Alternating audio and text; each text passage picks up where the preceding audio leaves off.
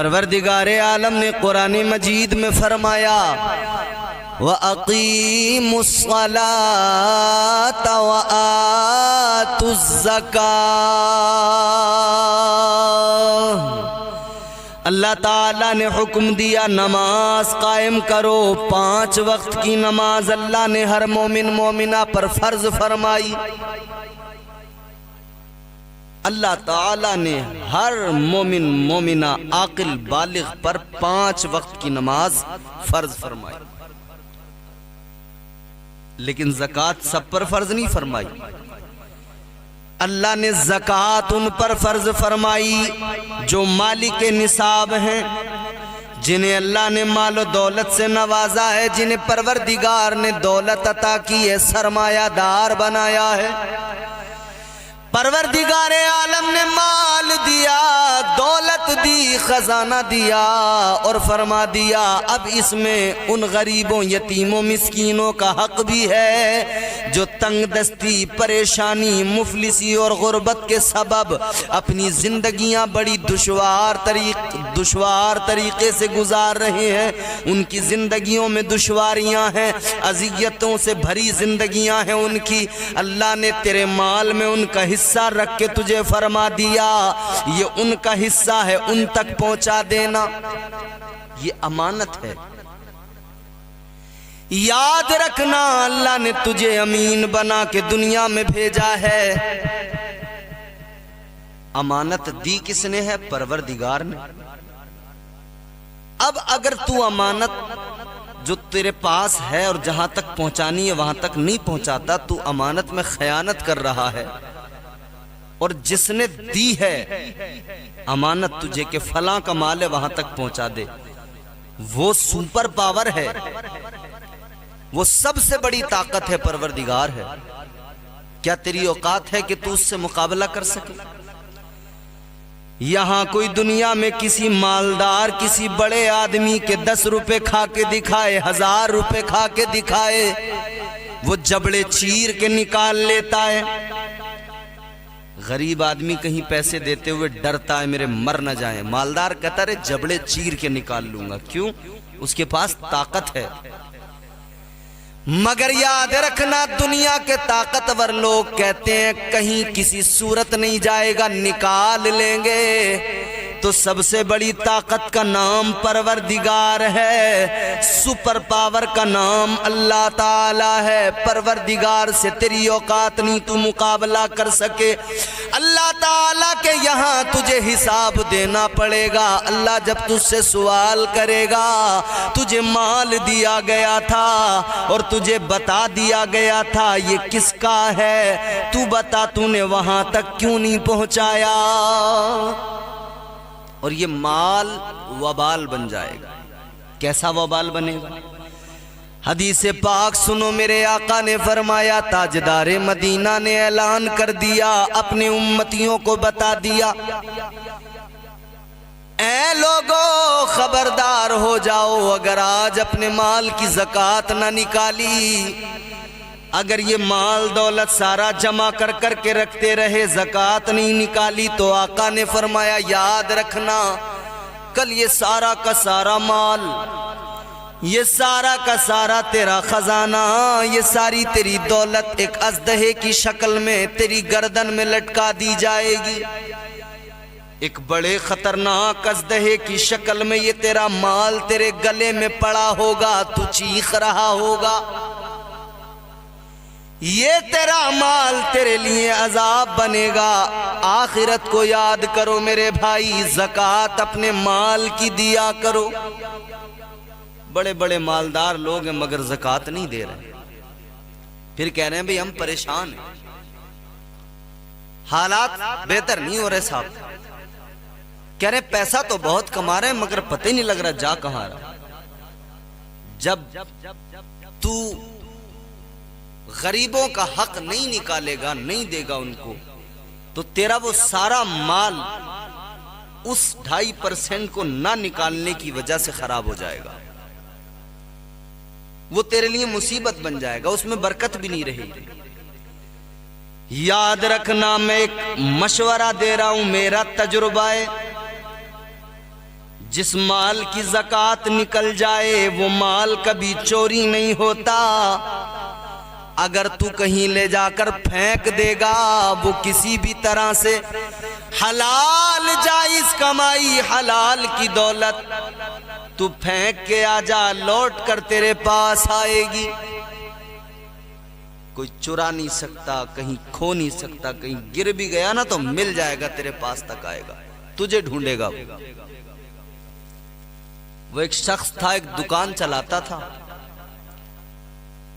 کاروبار اتنا خاص نہیں تھا. ایک اللہ کے ولی کی بارگاہ میں گیا, کہنے لگا حضور کوئی دعا کر دیں کاروبار کے لیے, کاروبار چل جائے. اللہ کے ولی نے فرمایا ایک تجھے میں بات بتا رہا ہوں اس پر عمل کر لینا, کاروبار تیرا چل جائے گا. کہنے لگا کیا بات؟ اللہ والے نے فرمایا فقط ایک کام کرنا, حلال کی طرف رغبت کرنا, حرام کی طرف رغبت کبھی نہ کرنا. کبھی بھی کم نہیں تولنا, برابر تول کر دینا. کم نہیں تولنا کبھی بھی, تو برابر تولنا شروع کر. حرام کی طرف سے اپنا ذہن ہٹا لے, حلال کی طرف رغبت کر, اور دعا اللہ سے بس اتنی کیا کر یا اللہ مجھے حلال دے. پھر دیکھ تیرے کام میں برکت ہوگی, تیری کمائی میں برکت ہوگی, تیری روزی میں برکت ہوگی. اس نے عہد کر لیا کہ میں آج کے بعد ہمیشہ کا معمول میرا رہے گا کہ میں کبھی کم نہیں تولوں گا, اور میں ہمیشہ حلال کی طرف توجہ کروں گا. اس نے اس پر پابندی سے عمل کیا. دکان پر جب کوئی گاہک آتا تو یہ اس کو برابر تول کر دیتا, کوشش کرتا کہ زیادہ چلا جائے کم نہ جائے. اور اس نے ایک اور طریقہ اختیار کیا, وہ یہ کہ اس نے مارکیٹ کے اندر جو ریٹ جس چیز کا تھا اس کے اندر جو پروفٹ تھا, اپنا پروفٹ اپنا منافع تھوڑا سا کم کر دیا اور وہ گاہک کو فائدہ پہنچانے لگا. اس کا فائدہ اس کو یہ ملا کہ اس کی دکان پر گاہک زیادہ آنے لگے, کیونکہ یہ چند ہی دنوں میں بات مشہور ہو گئی, پھیل گئی لوگوں کے درمیان. لوگوں کو پتہ لگ گیا کہ فلاں دکاندار ہے, تول کر بھی برابر دیتا ہے, کم نہیں کرتا, اور مناسب قیمت رکھتا ہے. پروفٹ اس کا بہت مناسب ہوتا ہے, کم ہوتا ہے, کم منافع پر وہ دکان چلاتا ہے. تو اس کے گاہک بڑھتے رہے, اس کے پاس میں لوگوں کی تعداد بڑھتی رہی. تو پھر کیا ہوا؟ ظاہر ہے جو مشہور ہو جائے پھر لوگ اس کے پاس بہت آنے لگتے ہیں. ہمارے یہاں بازار میں ہم نے دیکھا کہ دکانیں بہت ساری لگتی ہیں, مگر ایک دکان پر ہم گئے تو دیکھا کہ اس کی دکان پر اتنی بھیڑ ہے کہ لوگ آدھا گھنٹہ لائن میں لگے ہوئے کھڑے ہوئے, ایک گھنٹہ تک بعض لوگ کھڑے ہیں. اور وہاں پر ان سے پوچھو کیوں کھڑے ہو؟ دوسری دکانیں ہیں وہ دکاندار خالی بیٹھے ہیں, جاؤ گے فوراً سودا مل جائے گا, وہاں سے کیوں نہیں لیتے؟ وہ کہتے نہیں یہاں پر ذرا برابر ملتا ہے, تھوڑا ریٹ مناسب رہتا ہے, وقت زیادہ لگے کوئی مسئلہ نہیں, لیکن اس کے پاس گاہکوں کی لائن لگی ہوئی ہے. مطلب کیا ہے؟ یہی تو اسلام نے کاروبار کا طریقہ سکھایا ہے, یہی تو اسلام نے سکھایا ہے کہ کم پروفٹ پر, کم منافع پر آپ اپنا کاروبار کریں, پھر دیکھیں فائدہ زیادہ ہونے لگے گا. زیادہ منافع پر دکانداری چلانے والے بیٹھے ہیں, کم منافع پر دکانداری چلانے والے کہاں سے کہاں نکل گئے, ان کے پاس لائن لگی ہے گاہکوں کی. میرے آقا نے یہی تو طریقہ تجارت کا سکھایا ہے. اے تاجرو, آقا کی تعلیمات پہ عمل کر لو, خدا کی قسم تجارت ایسی چلے گی, دنیا دیکھ کے تمہارے کام کاروبار بزنس کو دنیا دیکھے گی, حیران ہو جائے گی, تم خود حیران ہو جاؤ گے. حضور نے یہی تو سکھایا, کم پروفٹ پہ, کم منافع پہ آپ تجارت کریں. اس سے کیا ہوگا؟ آپ کا مال زیادہ بکے گا، کوانٹٹی بڑھ جائے گی، کوانٹٹی بڑھے گی تو آپ کا پروفٹ خود بخود بڑھ جائے گا۔ سیل جب کسی چیز کی زیادہ ہونے لگے تو اس پر بھلے ہی پروفٹ کم ہو، لیکن جب سیل زیادہ ہوگی، کوانٹٹی بڑھے گی تو اس پہ منافع دھیرے دھیرے خود ہی بڑھ جاتا ہے۔ اس دکاندار نے جب یہ طریقہ اپنایا تو اس کے پاس لوگوں کی قطاریں لگنے لگیں۔ اب اس کی دکان زور شور سے چلنے لگی، برابر تول کے دیا کرتا تھا، اگر کبھی غلطی سے کم ہو گیا تو پوری نظر رکھتا تھا، کم نہیں ہونے دیتا تھا، فوراً دیکھتا تھا زیادہ تو چلا جائے کم نہ جائے۔ اس کا کام بڑھتا گیا، اتنا بڑا، اتنا کام زیادہ پھیل گیا۔ پہلے اکیلا تھا، اب اسے اپنے پاس نوکر رکھنے پڑے، نوکر بھی کام کر رہے ہیں، دکان بڑھانی پڑی، ایک گودام بنانا پڑا۔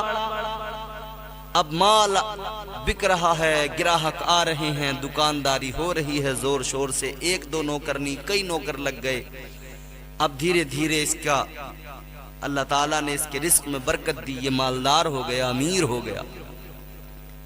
جب آدمی مالدار ہوتا ہے تو اسے فکر ہوتی ہے کہ بھئی اب یہ پیسہ خرچ کہاں کریں، تو کوئی گھر بنائے گا، زمینیں خریدے گا، مہنگے شوق اس کے پھر ہوں گے، بائک مہنگی ہوگی، پھر کار ہوگی، پھر دنیا کی چیزیں اس کے ساتھ، یہ سب ہوتا ہے۔ اس دکاندار نے بھی سوچا اب کیا کروں، مال تو بہت ہے، گھر بار بھی درست ہو گیا، سب کچھ ہو گیا۔ اس نے سوچا چلو ایک نیا نرالا کام کریں۔ کسی دکاندار کے پاس میں سونے کا ترازو نہیں ہوگا، سونے کے باٹ نہیں ہوں گے تولنے والے، وزن کو ناپنے والے، تولنے والے، تو اس نے سونے کا ترازو بنوایا، سونے کے باٹ، اس کو اپنی دکان پہ رکھا۔ لوگ دیکھتے تھے بھئی کیا بات ہے، اس کے پاس تو سونے کا ترازو ہے۔ کام بڑھتا گیا، مگر ایک دن اسے خیال آیا، کہنے لگا اللہ نے مجھے مال دیا ہے، دولت دی ہے، خزانہ دیا ہے، لیکن میں نے سونے کا یہ ترازو بنوا کر، سونے کا یہ کانٹا بنوا کر، یہ باٹ سونے کے بنوا کر، کہیں ایسا تو نہیں ہے خود کو ریاکاری میں ملوث کر لیا، کہیں میں ریاکاری کی زد میں نہ پھنس جاؤں، کہیں میرا رب مجھ سے ناراض نہ ہو جائے۔ تو خیال کیا کہ نہیں، مال و دولت سے دل لگانا اچھا نہیں ہے۔ اس نے وہ ترازو اٹھایا، لے کر چلا، سوچا اسے پھینک کے آتا ہوں، مجھے مال سے دل نہیں لگانا ہے، یہ کہیں میرے لیے مصیبت نہ بن جائے، یہ ریاکاری نہ ہو جائے۔ اٹھا کر لے کے گیا اور لے جا کر اس نے اس اپنے ترازو کو ایک دریا میں پھینک دیا، دریا میں پھینک کر آ گیا۔ اگلے دن چند لوگ اس کی دکان پر آئے اور انہوں نے وہ ترازو نکالا، وہ باٹ اس کے نکالے، کہا لو یہ آپ کا ہے۔ اس نے کہا آپ کو کہاں سے ملا؟ کہنے لگے ہم کو دریا سے ملا۔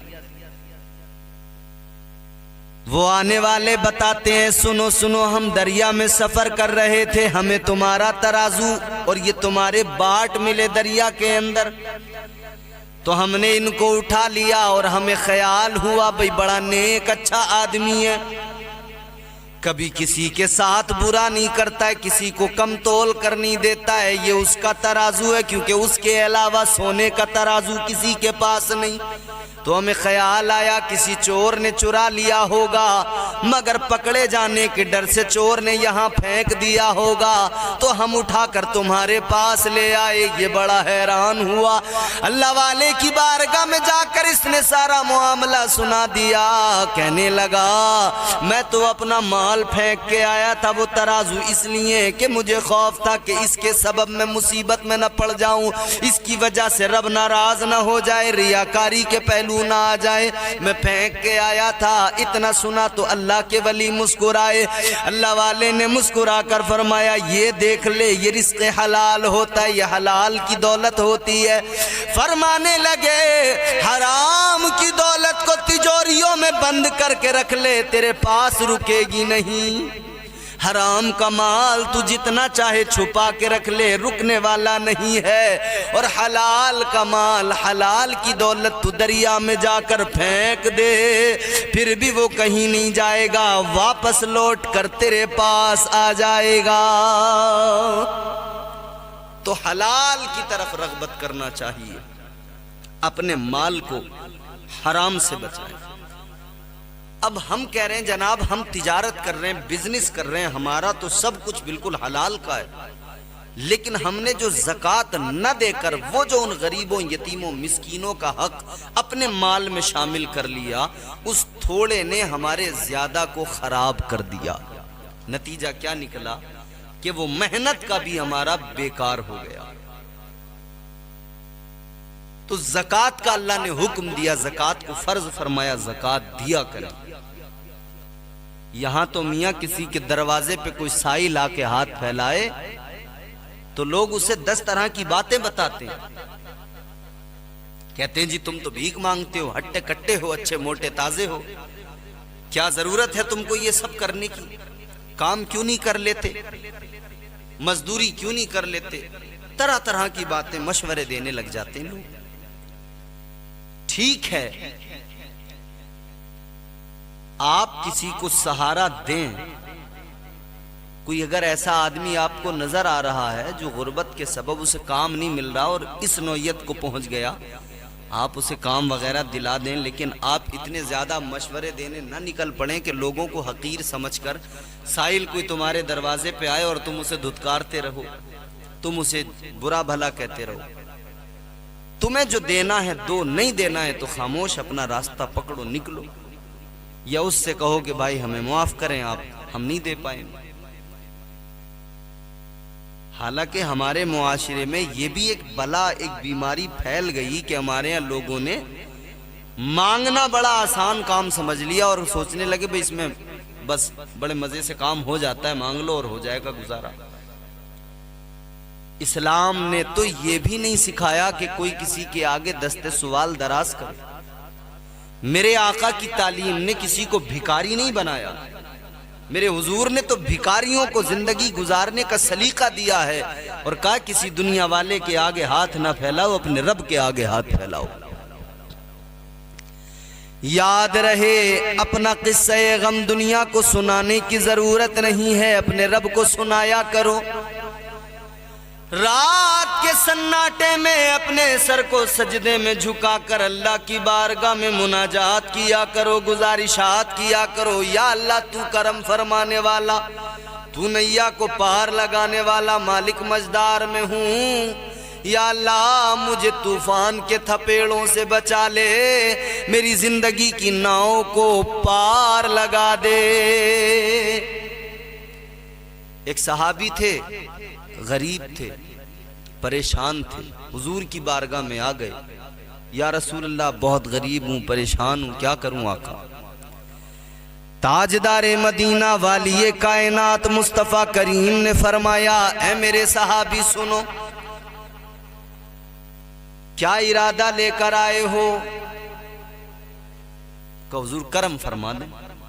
حضور نے فرمایا دیکھو اللہ نے تمہیں طاقت دی ہے، کام کرو، ہاتھ کبھی نہیں پھیلانا۔ حضور نے فرمایا کچھ ہے تمہارے پاس؟ کہا حضور کچھ بھی نہیں۔ کہا کچھ تو ہوگا۔ عرض کرنے لگے یا رسول اللہ ایک کمبل میرے پاس ہے۔ آقا نے فرمایا کمبل لے کر آ جاؤ۔ کمبل لے کر آ گئے۔ تاجدار مدینہ نے صحابہ کے درمیان اعلان کیا، فرمایا کون اس کمبل کو خریدے گا؟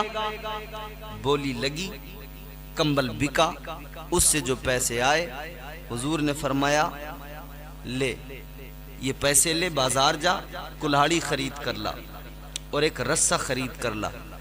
یہ بازار گیا، کلہاڑی خرید کر لایا، رسی خرید کر لائے۔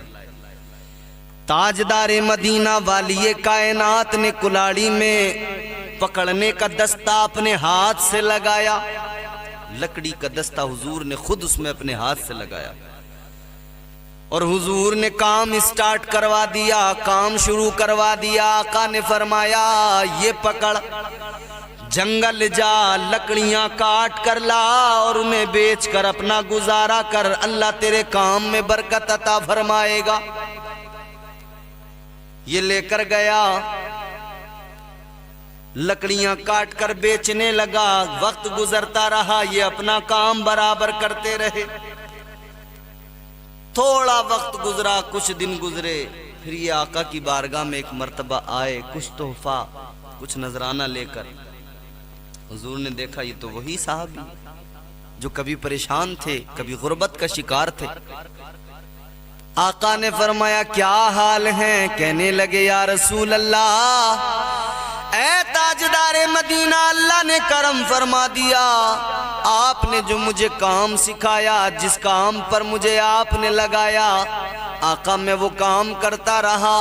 یا رسول اللہ، ایک کمبل بیچ کر کام شروع کیا تھا، لیکن آج سارے گھر والوں کے لیے کمبل بھی میں نے خرید لیے، ساری ضرورتیں بھی پوری ہو رہی ہیں۔ یا رسول اللہ، بڑے سکون کی زندگی گزر رہی ہے آقا، آپ کی بارگاہ میں اسی لیے تحفہ لے کے آیا ہوں۔ میرے حضور مسکرائے، یہ حضور کی تعلیم ہے۔ حضور نے ترغیب دی ہے، کام کرو، محنت کرو۔ کیوں گھبراتے ہو مشکلوں سے؟ کیوں پریشانیوں میں احساس کمتری کا شکار ہو کر پیچھے ہٹ کر اپنی زندگیاں کیوں بربادی کے راستے پہ پہنچا دیتے ہو؟ کیوں خود کو بربادی کے راستے پہ پہنچاتے ہو؟ محنت کرو، کام کرو، اللہ عطا کرنے والا ہے۔ بندہ محنت کرے، حرکت میں برکت ہوتی ہے کہتے ہیں، حرکت تو کریں، برکت یقیناً ہوگی۔ تو ہاتھ نہ پھیلائیں، اور اگر کوئی ہاتھ پھیلا رہا ہے، کوئی پریشان ہے، مانگ رہا ہے، تو آپ اس سے زیادہ 3-5 نہ کریں، جو دینا ہے دیں، کوشش کریں دینے کی، کیونکہ صدقہ بلاؤں پر بھاری ہے، میرے حضور کا فرمان ہے۔ تاجدار مدینہ نے فرمایا صدقہ دینے میں جلدی کیا کرو۔ آقا نے فرمایا صدقہ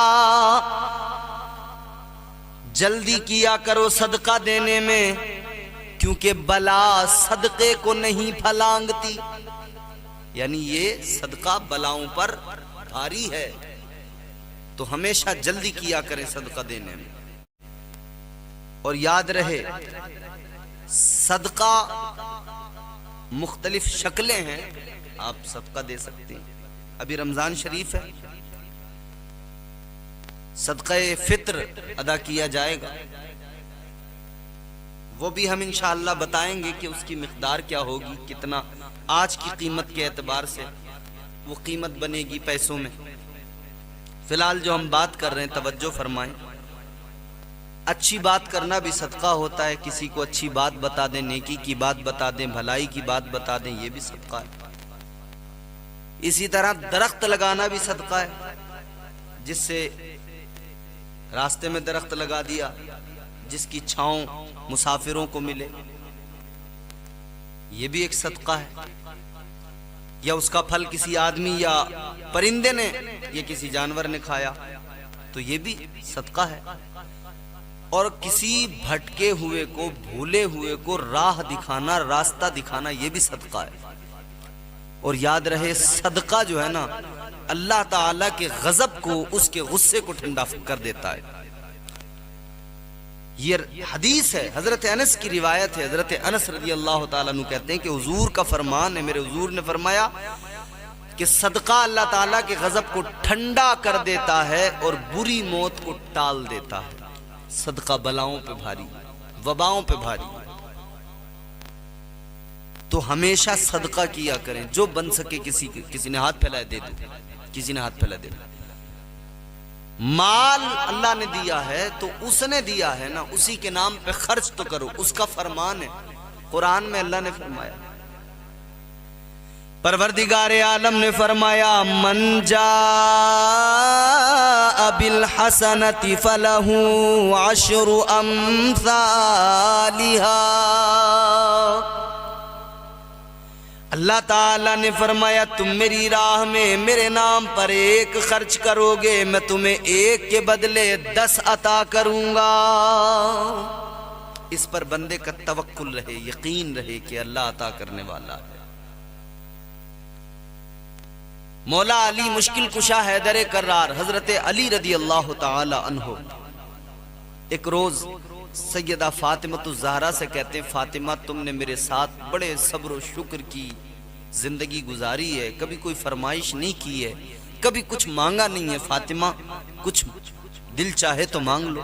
جناب سیدہ کی طبیعت علیل تھی۔ میرے حضور کی شہزادی کہتی ہیں نہیں، میں راضی ہوں، خوش ہوں، اس حال میں راضی ہوں جس حال میں آپ ہیں، میں آپ کے ساتھ اسی حال میں راضی ہوں۔ مولا علی کہتے نہیں پھر بھی فاطمہ طبیعت بھی علیل ہے، کچھ مانگنا ہو، کسی چیز کو دل چاہتا ہو، کوئی چیز کھانے کے لیے۔ سیدہ کہتی ہیں علی ویسے خواہش تو کوئی نہیں ہے، لیکن آپ کہہ رہے ہیں، اصرار ہے آپ کا، تو یوں کریں کہ ایک انار لا دیں مجھے، ایک انار کو طبیعت چاہ رہی ہے۔ مولا علی گھر سے نکلے، ایک انار بازار سے آپ نے جا کر خریدا۔ پہلی بار سیدہ فاطمہ نے کچھ مانگا ہے، مولا علی نے خرید لیا، لے کر گھر کی طرف چل پڑے خوشی خوشی کہ آج فاطمہ نے مانگا ہے انار، میں آج فاطمہ کو انار کھلاؤں گا۔ مولا علی مشکل کشا حیدر کرار حضرت علی رضی اللہ تعالی عنہ انار لے کر جا رہے تھے کہ کسی نے پیچھے سے دامن پکڑ لیا اور پیچھے سے کہنے والا کہنے لگا علی تم سخی ہو، میں بھوکا، میں غریب، میں پریشان، اے علی مجھے کھانے کے لیے کچھ دے دو، میں کھانے کے لیے مانگ رہا ہوں، کچھ دے دو، میں بھوکا ہوں۔ مولا علی نے اتنا سنا ہے نا، اب کشمکش میں ہے، کیا کیا جائے، انار ہی تو ہے، سائل کو نہ دیں یہ بھی شان کے خلاف ہے کیونکہ سخی ہیں، سخاوت ان کے گھر کی کنیز ہے، سائل کو نہ دینا یہ ان کی شان کے خلاف، اور اگر سائل کو یہ انار دے دیں تو پھر سیدہ نے پہلی بار تو مانگا ہے، پھر سیدہ فاطمہ الزہرا کو جا کر کیا کہیں گی، کشمکش میں ہے کہ پھر اچانک دل نے دماغ نے یہی فیصلہ دیا کہ علی سیدہ کو تو جا کر منا ہی لیں گے، نبی کی شہزادی کو تو جا کر سمجھا ہی لیں گے، لیکن سائل مانگ رہا ہے، کوئی بھوکا، کوئی غریب دست سوال دراز کرے اور ہم نہ دیں یہ مناسب نہیں۔ مولا علی نے وہ انار لیا، اس سائل کو دے دیا، اس مانگنے والے کو دے دیا، اس نے انار لیا، خوشی خوشی چلا۔ مولا علی ادھر سوچتے سوچتے چلے کہ گھر جا کر اب سیدہ فاطمہ الزہرا کو کیا کہوں گا، ان کو کیا بتاؤں گا۔ یہی سوچتے سوچتے اسی کشمکش میں گھر آ گئے۔ گھر آنے کے بعد میں ادھر سیدہ کو دیکھا، سیدہ نے علی کو دیکھا۔ سیدہ فاطمہ الزہرا لخت جگر مصطفیٰ شہزادی صاحب قاب قوسین فوراً سمجھ گئیں، کہنے لگی علی کیا ہوا، کسی سائل نے سوال کر لیا؟ علی نے دیکھا، کہنے لگے ہاں، انار لا رہا تھا لیکن کسی نے ہاتھ پھیلا دیا، کسی نے دامن پکڑ لیا، کسی نے سوال کر دیا، تو پھر میں اپنے آپ کو روک نہیں پایا، میں معذرت چاہتا ہوں فاطمہ، میں نے وہ انار اس کو دے دیا۔ کہنے لگی علی کوئی بات نہیں ہے، یہ تو اچھی بات ہے کہ تم نے سخاوت کا مظاہرہ کیا، اللہ سخی کو پسند فرماتا ہے۔ ابھی دونوں کے درمیان گفتگو ہو رہی تھی، بات ہو رہی تھی کہ دروازے پہ دستک ہوئی۔ مولا علی شیر خدا آگے بڑے، دروازے کو کھول کے دیکھا تو دروازے پہ حضرت سلمان فارسی کھڑے ہیں۔ حضرت سلمان فارسی کے ہاتھ میں 9 انار ہیں۔ علی کو دے کر کہتے ہیں علی مصطفیٰ جان رحمت نے یہ انار آپ کے لیے بھیجے ہیں، قبول کیجئے۔ علی نے دیکھا انار کتنے، 9، دیکھ کر فرمانے لگے سلمان ہمارے لیے؟ کہاں آپ کے لیے؟ کہنے لگے نہیں نہیں یہ ہمارے لیے نہیں ہے، ضرور تمہیں غلط فہمی ہوئی ہے، ضرور بات سننے میں فرق ہوا ہے۔ اے سلمان یہ ہمارے نہیں ہیں، آقا نے ہمارے لیے نہیں بھیجے۔ سلمان کہتے نہیں آپ کے ہی ہیں، آپ کیسے کہہ سکتے ہیں؟ مولا علی نے فرمایا سلمان یہ ہمارے نہیں ہیں، کسی اور کے ہیں، اس لیے کہ سلمان اگر یہ ہمارے ہوتے تو 9 نہ ہوتے، پورے 10 ہوتے۔ کہا کیوں؟ کہا اس لیے کہ اللہ کا وعدہ ہے، اللہ ایک کے بدلے 10 عطا فرماتا ہے۔ میں ایک صدقہ کر کے آیا ہوں، ایک دے کے آیا ہوں، میرے اگر ہوتے تو 10 ہوتے۔ اتنا سنا تو جناب حضرت سلمان مسکرائے، جیب میں ہاتھ ڈالا، 10واں انار نکالا، دے کر کہنے لگے علی تاجدار مدینہ نے تو آپ کے لیے 10 ہی انار بھیجے تھے، ایک انار جیب میں ڈال کر میں فقط آپ کا توکل دیکھ رہا تھا، میں تو آپ کو آزما رہا تھا کہ آپ اللہ کی ذات پر، اس کے کرم پر کتنا اعتبار، کتنا بھروسہ کرتے ہیں۔ توکل کا عالم کیا ہے، کس درجہ آپ کا توکل ہے اللہ کی ذات پر۔ تو مولا علی فرماتے میرا توکل یہی تو ہے کہ میں نے ایک دیا ہے، میرا یقین ہے کہ اللہ تعالیٰ مجھے ایک کے بدلے 10 عطا فرمائے۔ اللہ نے قرآن مجید میں فرمایا ان الذین قالوا ربنا اللہ ثم استقاموا تتنزل علیہم الملائکہ۔ اللہ کا قرآن ہے، فرمایا بے شک وہ لوگ جنہوں نے کہا کہ اللہ ہمارا رب ہے اور وہ اس پر ڈٹے رہے، قائم رہے، استقامت ان کی استقامت کے ساتھ میں ڈٹے رہے، تو فرمایا یقیناً ان لوگوں پر پھر اللہ فضل فرماتا ہے تتنزل علیہم الملائکہ، پھر فرشتوں کا اللہ نزول فرما دیتا ہے ان کے لیے۔ اللہ کی ذات پر یقین مضبوط، اللہ تعالیٰ نے دولت دی ہے، مال دیا ہے، تو یہ یقین ہو کہ ہم اس کے نام پر دیں گے، اس کی راہ میں خرچ کریں گے تو اللہ ہمارا مال بڑھائے گا، پھر دیکھیں یقیناً بڑھے گا۔ اور اگر دکھاوے کے لیے دیا یا لوگ لحاظ کو دیا، شرم کے لیے دیا کہ بھئی اگر نہیں دیں گے تو کوئی کیا کہے گا، یا نام و نمود کے لیے دیا، تب پھر کوئی فائدہ نہیں۔ عمل خالص ہونا چاہیے، عمل میں خلوص ہونا چاہیے۔ تو یاد رہے ہمیشہ ہم اپنے ہر عمل کو خالص بنائیں۔ تو میں عرض کر رہا تھا کہ اللہ تعالیٰ نے امانت دی اور ذمہ داری بھی دی کہ تجھے دے رہا ہوں، تیری ذمہ داری ہے کہ جس کا ہے اس تک پہنچا دے، غریبوں کا حق ہے تیرے مال میں پہنچا دے، یتیموں مسکینوں کا حق ہے تیرے مال میں پہنچا دے۔ تو بندے کو چاہیے کہ زکوٰۃ ادا کرے اور حقدار کا حق حقدار تک پہنچائے۔ یہاں پر میں ایک بات اور عرض کرنا چاہتا ہوں، ہمارے یہاں خواتین کے پاس میں، عورتوں کے پاس میں زیور ہوتا ہے، کسی کے پاس 8 تولے، کسی کے پاس 10 تولے، کسی کے پاس 20 تولے، کسی کے پاس 4-5 تولہ ہے، کسی کے پاس میں مزید اور زیادہ کم زیادہ۔ جب سونا زیور ہے موجود تو پھر اس پر زکوٰۃ بنتی ہے، یاد رہے اس کی زکوٰۃ دینا ضروری ہے۔